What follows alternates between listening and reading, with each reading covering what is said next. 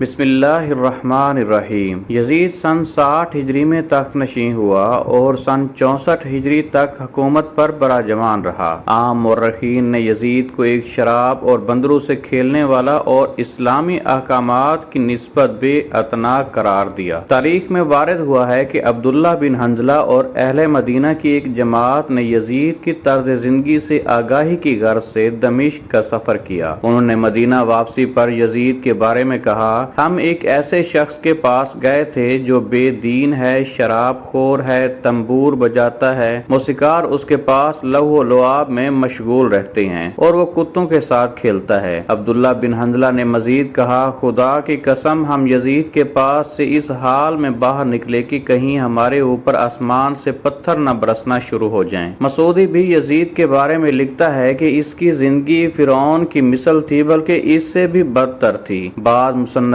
کے مطابق یزید دیہات میں اپنی دایا کے پاس پروان چڑھا اور اس کے ننیحال قبول اسلام سے پہلے عیسائی تھے اور ابھی تک مسیحی عادات و اطوار ان میں باقی تھے، لہٰذا یزید کی تربیت عیسائیوں کے طریقے پر ہوئی تھی۔ یزید نے اپنے 3 سالہ اور 4 سالہ دور حکومت میں انتہائی بھیانک جرائم کا ارتکاب کیا۔ یزید کا سب سے بڑا جرم حضرت سیدنا امام حسین اور آپ کے 72 باوفا ساتھیوں کو شہید کرنا ہے۔ تاریخ میں منقول ہے کہ یزید نے اپنی حکومت کے آغاز میں مدینہ کے والی عتبہ کو خط لکھا اور اسے حکم دیا کہ امام حسین اور دیگر شخصیات سے بیعت لے۔ یزید نے اس خط میں حکم دیا کہ اگر یہ لوگ بیعت نہ کریں تو ان کے سر قلم کر کے میرے پاس بھجوا دو۔ یزید کا دوسرا گھناؤنا کام مدینہ شہر پر حملہ ہے۔ مدینہ شہر پر حملے اور قتل و غارت کو واقعہ ہرا کے نام سے موسوم کیا جاتا ہے۔ اس سال یزید نے اپنے 5000 شامیوں کو مسلم بن عقبہ کی قیادت میں مدینہ روانہ کیا۔ مسلم نے مدینہ پر حملہ کر کے واقعہ ہرا کا ارتکاب کیا۔ اس ثانی میں بہت سے لوگ قتل کیے گئے۔ اس نے اپنے آدمیوں کو 3 دن تک کے لیے کھلی چھٹی دے دی کہ وہ مدینہ میں جو مرضی کریں۔ دینوری لکھتے ہیں، واقعہ ہرا میں 80 کے لگ بھگ صحابہ کرام کو بھی شہید کیا گیا۔ مہاجرین و انصار میں سے 700 اور باقی مسلمانوں میں سے 10,000 افراد کا قتل کیا گیا۔ اس کا ایک اور جرم مکہ شہر پر حملہ اور کعبہ پر سنگ باری بھی ہے۔ مسلم بن عقبہ واقعہ ہرا کے بعد ابن زبیر کے ساتھ لڑائی کی غرض سے مکہ کی طرف روانہ ہوا، مگر راستے میں ہی ہلاک ہو گیا۔ اس کے بعد حسین بن نمیر کو لشکر یزید کا سپہ سالار مقرر کیا گیا۔ شام کے سپاہیوں نے مکہ کا محاصرہ کیا اور منجنیق سے اس شہر پر حملہ کیا، حرم کو آگ لگا دی۔ اس واقعے میں خانہ کعبہ منہدم ہو گیا اور بہت سے لوگوں کے گھر نذر آتش ہوئے، اور سن 64 ہجری میں یزید کی ہلاکت کی خبر مشہور ہونے کے بعد سپاہی شام واپس چلے گئے۔ ابن کثیر اور ابن تیمیہ لکھتے ہیں کہ 14 ربیع الاول سن 64 ہجری کو اس کی ہلاکت ہوئی۔ طبری لکھتے ہیں کہ یزید 15 ربیع الاول سن 64 ہجری کو جمعرات کے دن مرا۔ اس کی موت کی علت کے بارے میں نقل ہوا ہے کہ وہ ایک بیماری کے باعث حران میں ہلاک ہوا۔ ابن کثیر لکھتے ہیں کہ وہ ناگہانی موت کا شکار ہوا، رات کو مستی کی حالت میں سویا تو صبح مردہ پایا گیا اور اس کی لاش خراب ہوئی۔ منقول ہے کہ اس کا جنازہ دمشق میں لایا گیا اور اسے باب صغیر میں دفن کیا گیا اور اس کی قبر اس وقت کوڑے کے ڈھیر میں بدل چکی ہے۔ ایک روایت تو یہ ہے کہ وہ کمینہ 64 ہجری کو جمعرات کے دن دنیا فانی سے مٹا۔ یزید رات کو مستی کی حالت میں سویا تھا، جب صبح ہوئی تو اس کی موت واقع ہو چکی تھی۔ یہ اس وقت ایک خیمے میں تھا